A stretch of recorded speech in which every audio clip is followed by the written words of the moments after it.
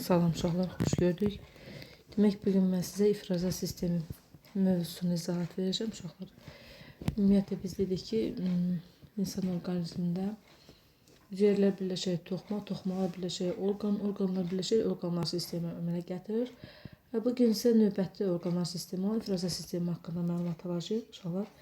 Demək, biz bilirik ki, orqanizmimizdə maddələr mübadiləsi gedir və bu maddələr mübadiləsi zamanı orqanizmimizdə son parçalanma məhsulları yaranır və bu son parçalanma məhsulları müxtəlif məhsullar şəklində bədənimizdən müxtəlif orqanlar vasitəsilə xaric olunur uşaqlar. Və maddələr mübadiləsinin parçalanma məhsulu bilirik ki, disseminasiya prosesində son parçalanma məhsulları əmələ gəlir və gördüyünüz kimi burada ağciyər, dəri, bağırsaq, börəklər vasitəsilə bədənimizdən xaric olunur. Ağciyərlə bilirsiniz ki, maddələr mübadiləsinin son parçalanma məhsulu olan karbon qazı və su buxarı, dəri ilə bilirsiniz ki, tər xaric olunur, müəyyən qədər duzlar xaric olur. Bağırsaqla həzmin son parçalanma məhsulları, su müəyyən qədər tulantı məhsulları bədənimizdən xaric olunur və börəklər vasitəsilə müəyyən ifrazat məhsulları var ki, orqanizmimizdə sidik çöpləri bədənimizdən ifrazat orqanları vasitəsilə xaric olunur. Və bununla belə bizdə ifrazat prosesi də maddələr mübadiləsinin bir hissəsidir və orqanizm daxili maye mühitin sabit qalmasını təmin edir. İnsanlarda orqanlar sistemi, uşaqlar, ifrazat orqanları hansılardır? Ümumiyyətlə, ifrazat sistemi orqanları bir cüt paxlı şəkildə gördüyünüz kimi börəklərdən və hər bir börəkdən tək olmaqla, yəni ümumilikdə bir cüt sidik axarlarından, tək sidik kisəsindən və sidik çıxarıcı kanaldan ibarətdir. Və uşaqlar, börəklərdən ilk olaraq başlayaq. Uşaqlar, börəklər bir cüt gördüyünüz kimi paxla şəkilli orqandır və biz qarın boşluğunda yerləşir börəklərimiz. Ümumiyyətlə, ifrazat orqanları həm qarın boşluğunda, həm çanaq boşluğunda yerləşir. Ancaq börəklərimiz isə qarın boşluğunda yerləşir. Onurğanın sağ və sol tərəfində yerləşir uşaqlar. Və demək olar ki, börəklərimiz uzunluğu hər bir börəyin 10-12 cm, eni isə 5-6 cm, kütləsi isə 120-200 qrama qədər olur. Və qeyd edək ki, uşaqlar, insanda sağ börək, sol börəyə nisbətən 1.2 cm aşağıda yerləşir. Gəldik börəyin quruluşuna uşaqlar. Dedik ki, börək onurğanın hər iki sağ və sol nahiyəsində yerləşir uşaqlar. Və onurğanın sağ və sol eyni zamanda sanki bu bir onurğa sütunu təsəvvür etsək uşaqlar. Bir dənə də börəyimiz bax bu tərəfdə yerləşir və gördüyünüz kimi uşaqlar, onurğaya tərəf olan hissəsi, uşaqlar, onurğaya tərəf olan hissəsi hər iki tərəfdən basıqdır. O istiqamətdən və bura börək qapısı adlanır uşaqlar. Bu börək qapısından gördüyümüz kimi qan damarları, sinirlər və limfa damarları daxil olur. Və eyni zamanda sidik axarları da məhz bura birləşir uşaqlar. Gördüyümüz kimi sidik axarları da bura birləşmişdir. Və daha sonra börəyin özü uşaqlar hansı ki, en kəsiyinə baxdıqda biz bunda iki qat müşahidə edirik uşaqlar. Bir xarici qat, nisbətən tünd qatdır. Biz buna qabıq qatı deyəcəyik və eyni zamanda daxili qat açıq rənglidir. Bu isə beyin qatı adlanır uşaqlar. Demək, beyin qatında, diqqətlə qulaq asın uşaqlar, beyin qatında gördüyünüz kimi en kəsiyində görürük ki, piramidlərdən ibarət olmuşdur uşaqlar. Və bunların piramidlər isə özləri börək ləyənlərinə, fikir verirsinizsə uşaqlar, börək ləyənlərinə açılır. Bir börək ləyəninə uşaqlar, əgər biz bunu belə desək, bir börək ləyəninə bir neçə piramid açıla bilər uşaqlar. Bunu da yadımıza saxlayaq. Daha sonra uşaqlar, sidiyin ümumiyyətlə börəyin ən birinci ilk olaraq deyək ki, sidiyin ilk harada yaranır desək, biz bilirik ki, börəkdə yaranır uşaqlar. Həm ilk sidik, həm son sidik. Və börəkdə bunu yaradan hüceyrələr var uşaqlar. Və börəyin də ümumiyyətlə quruluş və funksional vahidi nədən təşkil olunmuşdur desək, biz nefronu qeyd eləmiş olarıq. Məsələn, sinir, əgər biz sinir sistemini danışırsa, bilirik ki, sinir toxumasını təşkil olunur. Orada hüceyrə olaraq biz qeyd elədik ki, sinir hüceyrəsi. Məsələn, qan birləşdirici toxuma biz bilirik ki, qan orqanizm daxili maye mühitidir. Qan hüceyrələri deyəndə qan hüceyrələri trombosit, leykosit, eritrosit və s. və ilaxır. Yəni, hər bir toxuma özü müəyyən, məsələn, əzələdən danışırsa, miofibril və s. və ilaxır. Və burada da qeyd edək ki, börəyin quruluş vahidi, yəni hansı hüceyrə, hansı ki, börək özü də bir orqandır və hüceyrə və toxumalardan parçasını təşkil olunmuşdur və hüceyrəsi də nefron adlanır. Hər börekdə təxminən 1 milyon, ümumilikdə 2 milyona yaxın nefron vardır uşaqlar.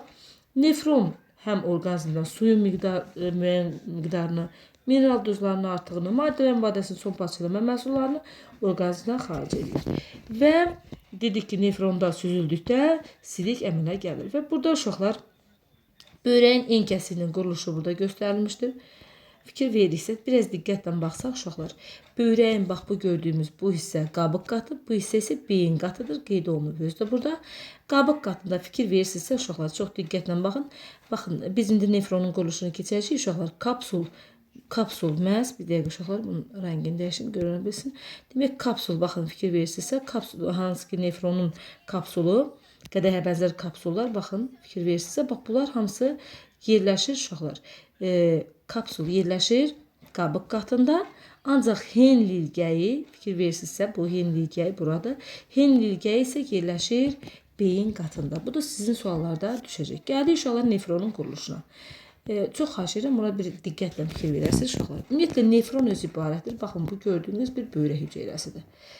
Və bu nefron adlanır uşaqlar. Nefron özü ibarətdir. Nefron yazıqsa uşaqlar, nefron ibarətdir. Birinci, ən əsas qədəhə bənzər kapsuldan, kapsul uşaqlar. Daha sonra 2 qıvrım kanalcıklardan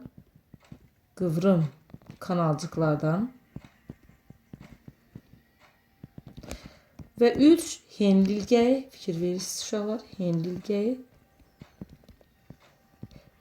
Uşaqlar, bu qıvrım kanalcıqlarda özləri birincili və ikincili, fikir verirsinizsə, qıvrım kanalcıqlardan ibarət. Birinci dərəcəli qıvrım kanalcıqlar və ikinci dərəcəli qıvrım kanalcıqlardan ibarətdir. Və dedik ki, qədəhə bənzər kapsul, bayaq göstərdim ki, böreğin qabıq qatında, Henle ilgəyi isə, bax bu gördüyünüz Henle ilgəyi isə yerləşir beyin qatında. Buna da xüsusilə fikir verin. Və nefronlar, uşaqlar, nefronlar sözünə diqqətlə fikir verin. Nefronlar da bilavasitə silik toplayıcı kanala və eyni zamanda silik toplayıcı kanala açılır. Və bir uşaqlar silik toplayıcı kanala, bir dəqiqə bunu silim yenidən, fikir verin uşaqlar, bir silik toplayıcı kanala uşaqlar, bir neçə nefron axarları açıla bilər. Bu da suallarda qarşımıza çıxa bilər. Daha sonra gəldik böreğin qanla təchizatı uşaqlar. Biz deyək ki, uşaqlar, bu məsələlərimizdə xüsusilə bu rəqəmə diqqətlə fikir verin. Bir dəqiqədə, uşaqlar, fikir verin, böyrəklərdən, uşaqlar, böyrəkdən demədim, böyrəklərdən 1,2 litr qan keçir. Uşaqlar, məktəb kitabında isə 1 litr qeyd olunmuşdur. Əgər sizdən böyrəkdən soruşursa, demək bir böyrəkdir. Onda biz götürək 0,5 və 0,6 litr. Və böreği uşaqlar qidalandıran arteriya damarı öz başlanğıcını deyil, qarın aortasından götürür. Fikir verirsinizsə uşaqlar, baxın, qarın aortasından götürən arteriya damarı ən birinci uşaqlar, gəlin mən bunu burada da qeyd olunur, gətirici arteriya, fikir verirsinizsə, baxın bu qarın arteriyasından, aortasından götürdüyü arteriya damarıdır. Mən bunu özüm şəklini çəkim uşaqlar. Qeyd edək bunu sizə daha aydın görünməsi üçün. Baxın uşaqlar, biz belə bir şey çəkək qeyd edək. Sanki bu uşaqlar qədəhə bənzər kapsulu ilkin olaraq nefronun qədəhə bənzər kapsulunu qeyd edək çəkək. Uşaqlar. Və bu qədəhə bənzər kapsula bir gətirici arteriya var uşaqlar. Və bir də çıxarıcı arteriya var uşaqlar. Və bunun içərisində burada kapilyar sıx kapilyar yumaqcıq əmələ gəlir uşaqlar. Kapilyar tor şəbəkəsi sanki. Baxın, bu da qədəhə bənzər kapsulun. O isə qədəhə bənzər kapsulun divarı uşaqlar. Biraz bunu belə dedim ki, yəni bundan qarışdırmayasınız. Bax, bu da kapilyarlar. Və fikir verirsinizsə uşaqlar, gətirici arteriyanın mənfəzi uşaqlar, çıxarıcı arteriyanın mənfəzindən böyükdür. Və bunda artıq bilirsiniz ki, artıq burada bir təzyiq fərqi yaranacaq. Və bu təzyiq fərqi yarananda uşaqlar, ilkin olaraq burada ilk sidik əmələ gəlir. Burada süzülmə prosesi gedir və bu da ilk sidiyi yaradır uşaqlar. İlkin sidik. İlk sidiyin əmələ gəlməsi.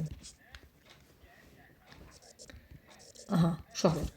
Və burada niyə deyirsiniz müəllim? Bunun ümumiyyətlə necə olur ki, burada süzülmə prosesi gedir uşaqlar? Yadınızda saxlayın ki, nefronun divarı tək qat epitel daşıyır.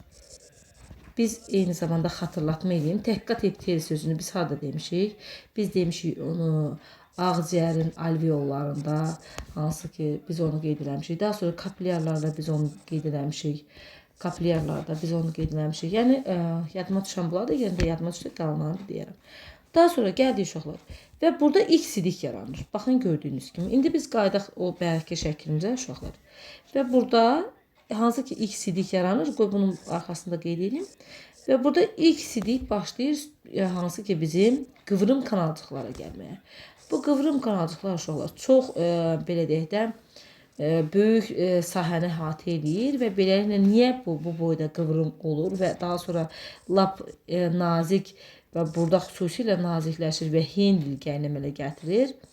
Və daha sonra isə bayaq qeyd elədik ki, sidik toplayıcı kanala son sidik artıq sidik toplayıcı kanala yığılır uşaqlar. Və burada bunun üzəri uşaqlar sıx kapillyar şəbəkə ilə örtülmüşdür. Niyə? Biz burada ilkin sidik yaranır dedik, qeyd elədik uşaqlar. İlkin sidiyin tərkibi qan plazması ilə eynidir. Sadəcə zülalların, daha sonra hansı ki formal elementlərin olmamasına görə qan plazmasından fərqlənir. Ancaq eyni tərkibi ilə qan plazmasına çox yaxındır. Ona görə də biz ilk sidiyi bədənimizdən xaric edə bilmirik. Yadınızda saxlayın. Əgər biz hər hansı bir nefronun qədəh bənzər kapsulunda bir problem olsa, ilk sidiyi xaric edəsə uşaqlar, insanın ölümlə nəticələnə bilər. Və bu ilk sidik təbii ki, bunun tərkibində hansı ki dediyi insan orqanizmi üçün vacib elementlər var və maddələr var. Bunlar uşaqlar burada hansı ki qıvrım kanalcıqlara gəldikdə burada bu geriyə sorulma prosesi gedir uşaqlar. Bax burada hansı ki lazımlı maddələrin kapillyar şəbəkələrə ayrılmasına, yenidən ayrılmasına, yenidən qayıtmasına uşaqlar deyiləcək reabsorpsiya. Uşaqlar, reabsorpsiya geriyə sorulma deməkdir uşaqlar. Reabsorpsiya bəli, geriyə sorulma. Və bu zaman bütün ki, hansı ki ilk sidiyin tərkibində orqanizmimiz üçün hansı ki xeyirli maddələr var, hamısı geriyə sorulur. Və buradan daha sonra son sidik əmələ gəlir artıq. Və son sidiyin tərkibində artıq sidik cövhərinin qatılığı daha çox olur uşaqlar. Və burada və hansı ki 99% bütün orqanizm üçün lazım olan suyun miqdarı, dediyimiz kimi orqanizmimiz xeyirli maddələr miqdarı hamısı geriyə sorulur və son sidik artıq hansı ki son sidik bədəndən xaric olunur. Ən birinci gəlir böyrək ləyənlərinə, daha sonra gəlir ən birinci piramidlərə gəlir üzrəsində, daha sonra böyrək ləyənlərinə və böyrəkdən çıxan sidik axarları vasitəsilə sidik hissəsini oradan isə orqanizmimizdən xaric olunur. Və gəldik yenidən biz burada qeyd eləyək, şəklin üzərində də qeyd eləyək, fikir versiniz uşaqlar. Burada hansı ki, baxın bu böyrək venasıdır uşaqlar və burada artıq reabsorpsiya olmuş bütün lazımlı maddələr geriyə böyrək, biz buna nefronun venası deyirik, nefron venasına sorulur və yenidən vena sisteminə qayıdır uşaqlar. Və bu, baxın, burada da hamısı çox gözəl qeyd olunubdur. Həm bayaq mən dediyimdir, eyni zamanda fikir verirsinizsə, qədəh bənzər kapsulun yumaqçığa əmələ gətirir.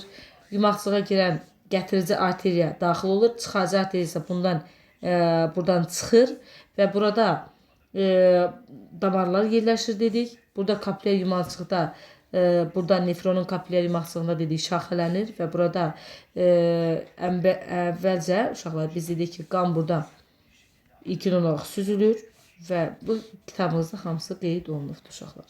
Və yenidən reabsorpsiya olunmuş hansı ki maddələr böyrək venası ilə böyrək venasına keçir və yenidən ürəyə qayıdır aşağı boş venalar qeyd olunub burada. Sidiyin əmələ gəlməsi uşaqlar, burada bayaq danışdığım kimi eyni zamanda qeyd eləyək ki, yenidən deyək ki, böyrəyin süzücü səthinin sahəsi 5-6 kvadrat metrdir və dedik ki, insan orqanizmində sidiyin əmələ gəlməsi 2 proseslə həyata keçirilir. Süzülmə və reabsorpsiya. Bayaqdan bunu danışdıq. İlk sidiyin əmələ gəlməsini qeyd elədik. Bir də qeyd edək ki, bir sutqa ərzində böyrəklərdən uşaqlar, xüsusilə buna diqqətlə fikir verək uşaqlar. Böyrəklərdən bir sutqa ərzində 1500-1700 litr qan keçir ki, bunlardan da 150-170 litr ilk sidik yaranır uşaqlar. Axırda son sidiyimiz uşaqlar yaranır 1/5 litr. Yəni biz bunu son sidik, baxın burada qeyd olunub, son sidik 1,5 litrdir və artıq son sidik orqanizmimizə bildik ki, vaxtaşırı orqanizmin sidik hissəsində olur. İndi onu qeyd edəcəyik həcmində eyni zamanda və xaric olunur. Burada da uşaqlar fikir verirsinizsə, hamısı qeyd olunub. İlk sidik tərkibi qan plazmasında yalnız onlardan olan zülal moleküllərin, yağların və formal elementlərin olmamasına görə fərqlənir. Və daha sonra yenidən burada qeyd olunub. Burada epitel, bir qatlı epitel oldu. Hansı ki biz dedik ki, nefronun divarı bir qatlı epiteldən təşkil olmuşdur uşaqlar və epitel də hüceyrələri fəal işləyir və lazım dedik ki, müəyyən bir hissəsi geriyə sorulur. Hansı ki reabsorpsiya olunur dedik, sorulmuş ikinci sidikdə, hansı ki ikinci sidiyində tərkibində rast gəlinən fikir verirsinizsə uşaqlar, hansı ki burada qeyd olunubdur, müəyyən maddələrdir, qlukozadır, suyun çox hissəsidir, hansı ki onlar geriyə sorulur, reabsorpsiya olunur. Və burada da bayaq dediyimiz sxemanı hansı ki qeyd ediliblər. Burada gətirici arteriya vasitəsilə kapillər yumaqçığa gəlir. Kapillər yumaqçıqda ilk sidik yaranır. Qədəyə bənzər kapsula yığılır. Daha sonra qədəyə bənzər kapsuladan böyrək kanalcıqlarına keçir. Orada süzülür. Süzülmüş artıq yenidən biz dedik ki, nefronun venasına lazımlı maddələr hansı ki geriyə reabsorpsiya olunur venaya. Ancaq lazımsızlar isə biz dedik ki, sidik toplayıcı bozuqlara yığılır və bədəndən xaric olunur uşaqlar. Baxın, burada da qeyd olunubdur eyni zamanda ki, son sidik 1,5 litrdir son sidik.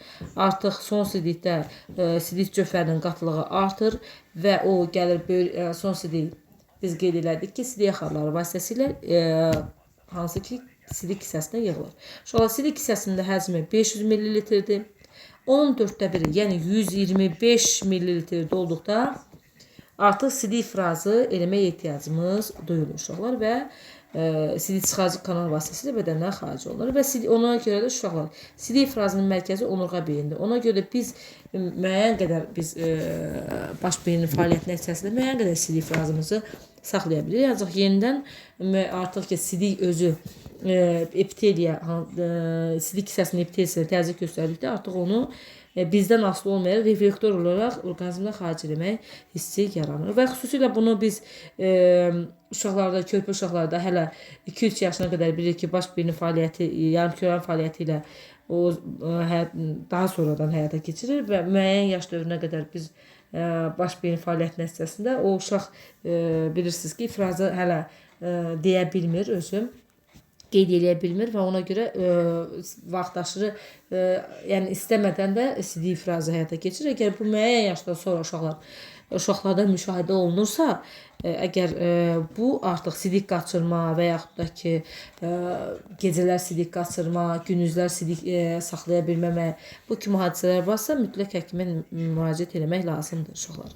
O, müxtəlif problemlərdən də yarana bilər.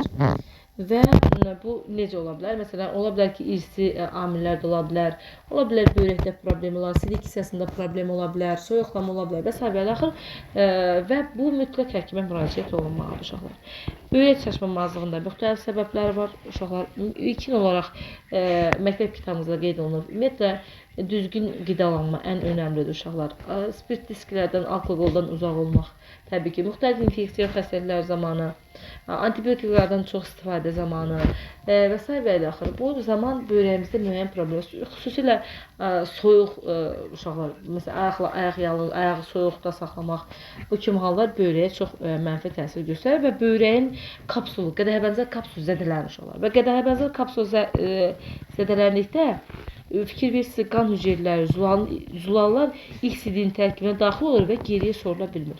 Artıq sidikdə qan izlərinə müşahidə olunur. Artıq burada deməkdir ki, nefronun qədəhəbənzər kapsulu artıq zədələnmişdir. Və qıvrım kanalçıların epitel hüceyrələrinin zədələnməsi. Burada da geriyə sorulma bilir ki, biz demişdik ki, hansı ki, uşaqlar qeyd eləmişdik ki, reabsorpsiya hadisəsi geriyə sorulma qıvrım kanalcıqlarda gedir. Əgər təbii ki, qıvrım kanalcıqlar zədələnirsə, bu zaman oradakı su, glukoza və başqa orqanizm üçün lazımlı maddələr geriyə sorula bilmir və sidiklə xaric olunur. Bundan başqa uşaqlar, biz hemodializ aparatından da danışaq, dializ aparatından. Ümumiyyətlə uşaqlar, bu həftədə böyrək çaşmamazlığına əziyyət çəkən insanlara həftədə 2-3 dəfə təyin olunur uşaqlar və bu təyin olunur və bu prosedur 4-6 saat olmaqla davam edir uşaqlar. Burada bu yadınızda saxlayın ki, uşaqlar, müalicə üsulu deyil. Sadəcə böyrək çaşmamazlığı olan insanlarda müvəqqəti daha böyrəyin hansı ki süzülmə funksiyası yerinə yetirə bilmir. Böyrəyin tərkibində zərərli maddələr orqanizmdən təmizləmək funksiyasını yerinə yetirir. Ancaq demək olar ki, müalicə məqsədi güdümür. Və daha sonra böyrək ümumiyyətlə hər halda böyrəklərimizi qoruyaq ki, bu son həddə gəlib çıxmayaq inşallah. Və gəldik böyrəklərimizi ümumiyyətlə ifrazat sistemimizi qorumaq üçün fikir verin. Burada da bayaq dediklərimiz qeyd olunub. Ən azı 2 litr su içməliyik uşaqlar. Ümumiyyətlə mayi çox qəbul etməliyik gündəlik. Şəxsi gigiyena qaydalarına əməl etmək, ayaqları soyuqdan qorumaq, düzgün qidalanmaq, idmanla məşğul olmaq, spirtli içkilərdən uzaqlaşmaq və zəhərli maddələrlə ehtiyatlı davranmaq, sonra yoluxucu xəstəliklərdən qorunmaq, antibiotiklərdən həkim məsləhəti altında istifadə etmək və s. və s. Bu kimi proseslər bizim ifrazat sistemimizi qorumağa xidmət edir uşaqlar. Bu qədər izahatım. Mən bunu sizə yükləyəcəm uşaqlar. Hər biriniz baxarsınız. Sağ olun. İnşallah yeni videolarda görüşərik uşaqlar.